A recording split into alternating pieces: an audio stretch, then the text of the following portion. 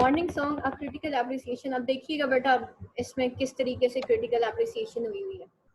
This poem is a part of the collection Ariel and it is considered part of the so-called confessional poetry, a kind of poetry drafted by a group of poets of the piece of 20th century in which Sylvia Plath has been framed and which works are composed in a mode of words that reveals the poet's personal problem in a very frankly way. हाँ जी, क्या होती है बेटा जो confessional poetry है, क्या होती है, क्या बताया था?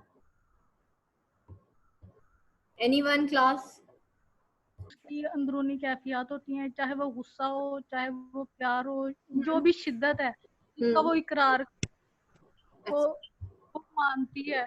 मतलब इससे पहले जो पोएट वो ऐसी नहीं थी, लेकिन इसने डंके की चोट पे जिसको कहते हैं वो कन्फेशनल पोएट्री की। अच्छा, ठीक है। अपने बारे में बताता है, अपनी सारे एक्सपीरियंसेस को जो है शेयर करता है। और अगर हमने ये भी देखा कि जैसे अगर वो किसी और चीज की भी एग्जांपल दे रहा है तो खुद को उससे रिलेट कर रहा है, उसमें भी उसको अपनी ही चीजें नजर आ रही है कि वो उसका एक्सपीरियंस और जो जिस ऑब्जेक्ट को वो देख रहा है उसका एक्सपीरियंस जो है वो सेम है। तो वो अपने बारे में जो है वो डिटेल बता रहा है और अपनी ही फीलिंग्स को, अपने एक्सप्रेशंस को लोगों को बता रहा है कि वो किस दौर से गुजर रहा है, क्या महसूस कर रहा है और वो क्या सोचता है। दिस इज कन्फेशनल पोइट्री कहते हैं जो हाईली हमारी पर्सनल जो पोइट्री होती है, पोइट अपनी लाइफ को रिलेट करता है। हाँ जी मलिहा। मैम इसमें जो अपना डिप्रेशन, डिवोर्स और डेथ से रिलेटेड जो है ना ज्यादा डिस्कस करता है जो पोइट होता है। कन्फेशनल पोइट्री बेटा हाईली जो हमारी होती है ना, अपने पर्सनल प्रॉब्लम्स जिसके अंदर वो रिवील करता है, अपनी पर्सनल लाइफ को रिवील करता है, उसको हाईली कन्फेशनल पोइट्री कहा जाता है। नॉर्मली जो पोइट्स होते हैं वो मतलब अपनी पर्सनल लाइफ को इसलिए रिलेट नहीं करते, जाहिर बात है इंसान एक्सपोज हो जाता है, लेकिन ये कन्फेशनल पोइट्री जो है उस दौर के कुछ पोइट्स थे जिन्होंने हाईली कन्फेशनल पोइट्री लिखी थी, जिसमें उन्होंने अपने पर्सनल, वो इस हद तक सब्जेक्टिव हो गए थे, अपने पर्सनल एक्सपीरियंसेस लिखे थे, अपनी पर्सनल लाइफ से रिलेटेड जो है उन्होंने पोएम्स लिखी थी, यानी कि वो जो पोएम भी लिखते थे वो उनकी पर्सनल लाइफ से रिलेट कर जाती थी, उसको कन्फेशनल पोइट्री कहते हैं। और ये एक ऐसी पोइट्री है जो drafted by a group of poets of 50s of the 20th century in which Sylvia Plath has been framed and which works are composed in the mode of word that reveals the poet's personal problem in a very frankly way। यानी कि बहुत Frank वे में poet जो है वो अपने personal problem जो है वो रिवील करता है। Long time it has been considered as the characteristic of the collection the theme of suicide as a hint of intimate subject deal within the poem, but death poems were not part of this collection। सिर्फ death poems नहीं confessional poetry का collection होती, बल्कि being the poems that express ideas on death, not part of original selection made by Plath before dying। कुछ लोग ये कहते थे कि खाली उसकी death poems थी जो कि confessional poems थी, ऐसा नहीं था। The poem is composed in free verses, उसकी जितने भी poems हैं सब free verse में compose हुई हैं। It does not seek a regular meter, ना तो उसके अंदर कोई regular meter था, ना rhyming scheme थी। It is composed by 6 stanzas of 3 verses each। The first stanza begin। अब यहाँ पे देखिए critical appreciation, context लिखा गया, rhyming scheme के बारे में बताया गया कौन सा genre है poem का, और अब stanza by stanza इस poem को हम जो है as critical appreciation लेके चलेंगे। अब अगर तो आपने स्टैंजा बाय स्टैंजा लिखा तो फर्स्ट स्टैंजा को आप हाईलाइटेड फॉर्म में लिखेंगे। Begin with the word love, यानी कि थीम ऑफ लव से स्टार्ट होता है first stanza, which is a good hint of the theme of the poem. यानी कि फर्स्ट थीम क्या है, थीम जो है इसकी लव है फर्स्ट स्टैंजा की। और थीम क्या होते हैं, वो यूनिवर्सल आइडियाज होते हैं, जब से दुनिया बनी है तब से वो चले आ रहे हैं, उनको हम कहते हैं कि ये थीम्स हैं। और यहाँ पे थीम ऑफ लव की बात हो रही है। It is the birth of Sylvia son, ठीक है, उसका बेटा पैदा हुआ है। And the feelings he experiments because of her maternity, और उसके अंदर वो अपनी फीलिंग्स बयान करती है बिकॉज ऑफ हर मैटरनिटी, जब वो माँ बनती है। The word love it is said to be the reason of babies coming to the world. This coming, the sense of movement of the action is compared with that of a watch as an object that starts working at a certain point in the life of person। This certain point can be the moment of the birth। This mentioned watch is a gold watch, ठीक है, और वो उसको जो है metaphorically watch को compare करती है अपने बच्चे के साथ। वॉच जो होती है वो गोल मटोल सी होती है और वो अपने बच्चे को जो है फैट वॉच कहती है, गोल्ड वॉच कहती है। The adjective gold gives an idea of the importance of the concept compare to it, in this case the new born baby. Gold जो है, गोल्ड बेसिकली बता रहा है the importance of the precious gift and the precious जो उसको blessing मिली है bye अल्लाह, तो वो जो है यहाँ पे उस कॉन्सेप्ट को क्लियर करती है कि उसके लिए वो बच्चा कितना इम्पोर्टेंट है, उसके लिए वो बच्चा कितना प्रीशियस है। And then she said to, मतलब वो एक गोल्ड वॉच का, गोल्ड बेसिकली एडजेक्टिव है ना, इसम सिफ्त है, एज अ सिफ्त के तौर पे वो यूज कर रही है। तो वो उसको गोल्ड वॉच क्यों कहती है? Watch is basically round in position और उसको वो गोल्ड वॉच कहती है, यानी कि उसकी इम्पोर्टेंस को वो बयान कर रही है, importance of the concept compare to it. तो मेटाफोरिकली वो उसको गोल्ड वॉच कह रही है, in the case the newborn, and the word fat referring to this word alludes to the baby's shape। और फिर वो उसको कहती है फैट गोल्ड वॉच ना। तो फैट वो उसको क्यों कहती है? वो बेबीज की shape, being babies often tubby and rounded in their shape when they are born। जब बच्चा पैदा होता है तो गोल मटोल होता है। इन द सेकेंड वर्स के अंदर हम देखते हैं, plot tells the moment the midwife slaps the foot sole of the baby. जब बच्चा पैदा होता है, जो वहां पे मिडवाइफ होती है ना, वो बच्चे के पैर को या उसको जोर से मतलब मारती है बच्चे को, ताकि वो बच्चा रोए। एक तो उसके लंग्स जो हैं वो उससे बहुत ज्यादा सही काम करना शुरू हो जाते हैं। सेकेंडली बच्चे को नॉर्मल कंसीडर करने के लिए उसको थोड़ा सा मारा जाता है कि बच्चा अगर सही तौर पे रो पड़ता है और अच्छे तरीके से रोता है, इट मीन्स कि बेबी नॉर्मल है। When babies are born, the midwife or doctors that help in childbirth usually snap the baby's buttocks, or in that case the foot sole, to help them breathe as they start crying, ताकि वो मतलब जोर से सांस ले, और वो जब रोना शुरू करते हैं तो उनके लंग्स जो है वो सारे खुल जाते हैं। In the poem this crying described as bawled, और इस पोएम के अंदर वो जो क्राइंग है, बच्चे की जो आवाज है, उसको बॉल्ड कहा जाता है। Sets the moment the new person has come to the world, और उसकी बॉल्ड क्राई से ही जो है वो पता चलता है कि एक न्यू लाइफ है जो कि एक दुनिया के अंदर आ गई है, और उस न्यू लाइफ की वजह से उसकी जो माँ की दुनिया होती है वो भी चेंज हो जाती है। उस बच्चे के आने से माँ की जिंदगी भी चेंज हो जाती है। वो बच्चा जब रोता है तो उसके रोने में माँ को कोई दुख नहीं होता, बल्कि उसको उसकी मतलब उसके साथ उसके सारे काम करने में भी खुशी हो रही होती है। The idea is described as to its place among the elements, और आइडिया जो उसके अंदर डिस्क्राइब किया जाता है, took its place among the elements। क्या आइडिया? वो बेसिकली वो जो बच्चे की बॉल्ड क्राई थी, वो पूरे के पूरे जो रूम के अंदर अपना मतलब उस बॉल्ड क्राई जो है वो पूरी की पूरी हावी हो जाती है उस रूम के अंदर। But these element interpreted as the element that compose the world, और ये एलिमेंट्स जो है वो इंटरप्रेटेड हैं जैसे एलिमेंट्स जो कि एक दुनिया को बनाते हैं। बच्चे की आवाज, बच्चे की सांस, बच्चे का रोना, वो माँ के लिए सब कुछ बन जाता है। एक्चुअली वो बेबी ही माँ के लिए इतना ज्यादा इम्पोर्टेंट कंसीडर हो जाता है। The natural elements and they may be as well. और आजकल की थोड़ी मॉडर्न माएँ होती हैं, बच्चा पैदा होने से पहले मेड ढूंढ रही होती है, कोई मेड चाहिए जो बच्चा संभाल सके, है कि नहीं है? वो क़यामत की निशानियों में से एक निशानी है ना कि ना बेटा बाप का होगा, ना बेटी माँ की होगी, और पेरेंट्स भी जो है वो नफसा नफसी का आलम होगा, और पेरेंट्स भी वो अपने बच्चों के नहीं रहेंगे। तो जब मैं ये देखती हूँ ना कि अभी बच्चा पैदा नहीं हुआ, माँ को मेड की जरूरत पड़ गई है कि मैं खुद अकेली तो भाई बच्चा नहीं संभाल सकती है, तो कोई मेड अब आएगी घर में, कोई सर्वेंट या कोई डे केयर ढूंढो भाई जो बच्चा संभाले, तो बड़ा ही अजीब सा मुझे फील हो रहा होता है। तो being these element interpreted as the elements that compose the world, लेकिन ये जो एलिमेंट्स जो यहाँ पे वो बता रही है उसके बाल क्राई के और ये सारे आइडियाज, तो वो क्या है? वो एक ऐसे एलिमेंट्स हैं जो कि माँ की दुनिया बनाते हैं, द नेचुरल एलिमेंट्स हैं, and they may be as well the elements human beings have created to confirm the world as it nowadays। और ये वो एलिमेंट्स हैं जो कि human beings have created to confirm the world, जो human beings बनाते हैं ताकि वो कंफर्म कर सकें कि वो दुनिया में आ चुके हैं। यानी कि एक बच्चा अपनी प्रेजेंस जो है वो उसका एहसास दिलाता है अपनी माँ को. And it is nowadays, or as it was in that moment of history when Sylvia Plath lived. और ये वो moment of history है जिसमें Sylvia Plath रहा करती थी.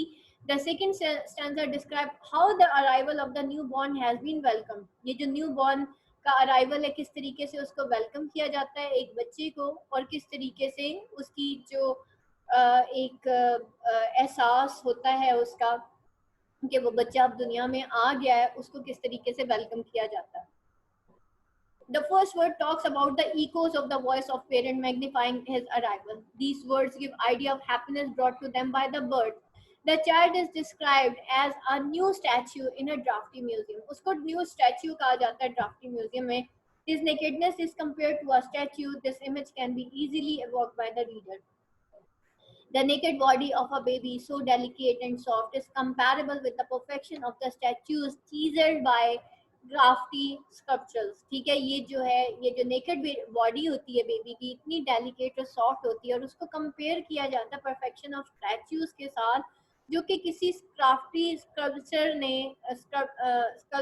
ने जो है वो बनाया हुआ होता है. यानी कि गॉड ने क्रिएट किया उस बेबी को, और इतना डेलिकेट और सॉफ्ट, सेम किसी जैसे किसी क्राफ्टी स्कल्पचर ने उसको बनाया. This image of delicate baby is called off the parents worries of the end of the safety felt before the newborn's arrival, because of the responsibility on the new person, good development and growing. So Sylvia says they stand as blanky walls just staring around a baby expectant.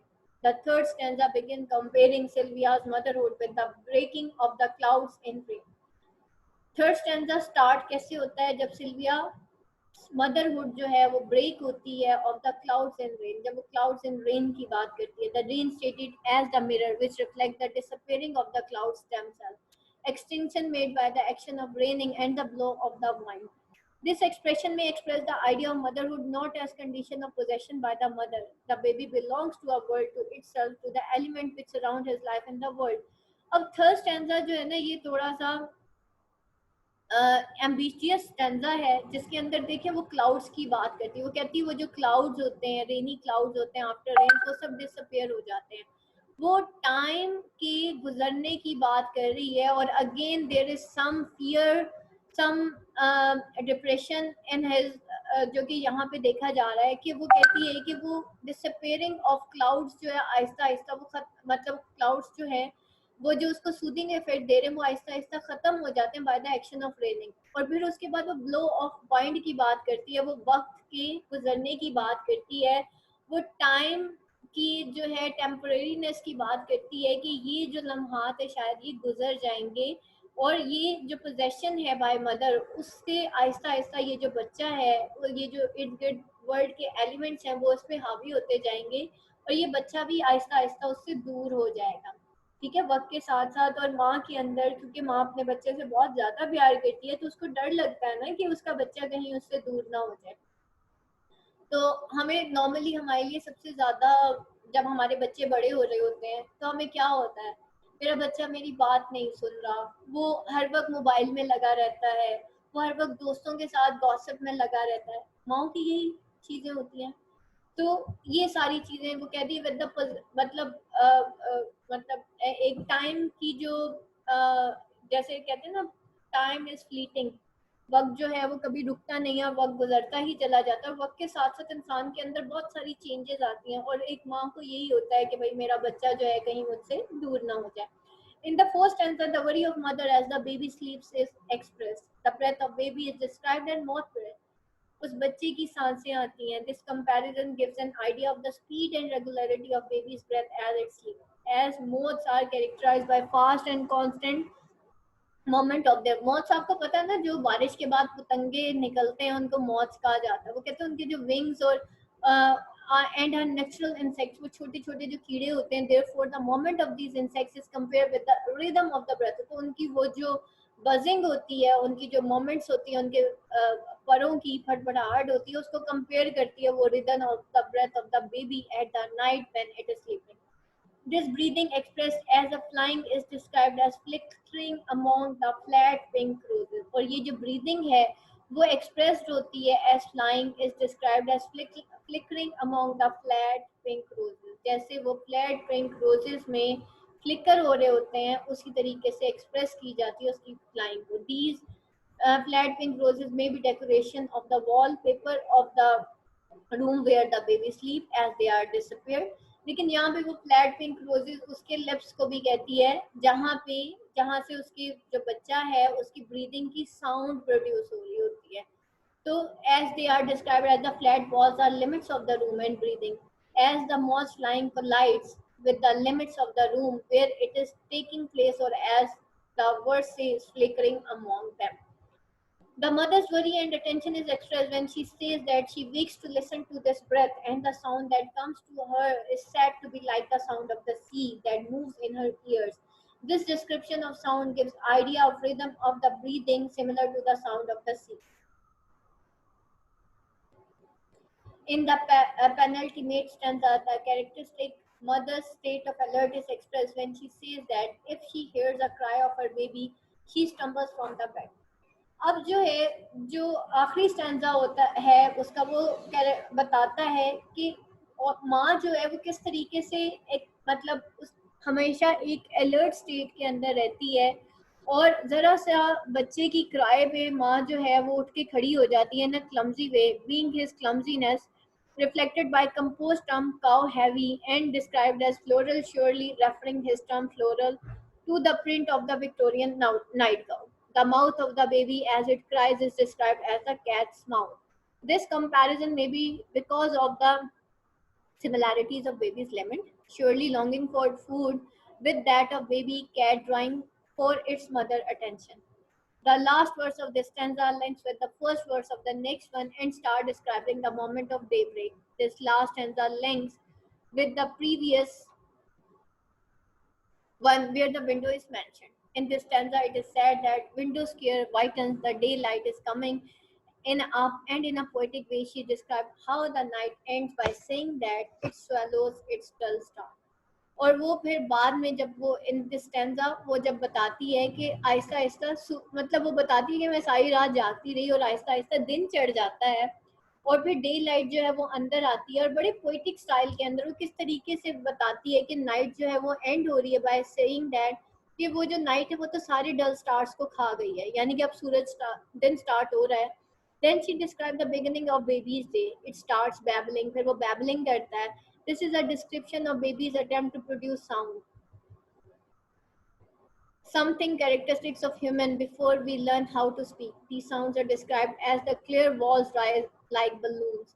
The first sounds babies produce are most of all vowels, and the description of their production and heard like the rising of balloon in the air give clear idea of the constancy and instancy of rising of these sounds. और ये जो है poem जो है points to remember इसमें देख लीजिएगा. Poem जो है basically taken from Ariel and the shows the love of mother to her new born baby. इसके अंदर डिफरेंट सिंबल्स जो है वो यूज हुए हैं. सिंबल्स जो है वो बेसिकली इसकी फिगरेटिव लैंग्वेज होती है. फिर उसके अंदर रिलेशन दिखाया गया है, parents and relatives come birth to the baby, ये इसकी थीम है. The outpouring of cloud has been compared with the bursting love of the mother for her baby. Then she described the sleep of her baby. As the baby wakes from sleep, mother becomes alert to tend. As the baby wakes from sleep, mother becomes alert to tend him. Thus, the poem through different symbols and devices describe the beautiful relationship between mother and child. और इस तरीके से जो है वो mother and child का relation बताती है. और morning song represent a young devoted mother, not only metaphorically but also biologically related to her own child. ठीक है, अब वो metaphorically वो उसको बताती है metaphorically कि उसका relation क्या है अपने बच्चे के साथ. बेटा आज का जो आपका homework है that is a critical appreciation of the morning song. ये आपने करना है. दुआ पढ़ लेते हैं. सुब्हानकल्लाहुम्मा व बिहम्दिका अशहदु अल्ला इलाहा इल्ला अंता अस्तगफिरुका व अतूबु इलैक. अस्सलामु अलैकुम व रहमतुल्लाहि व बरकातुहू.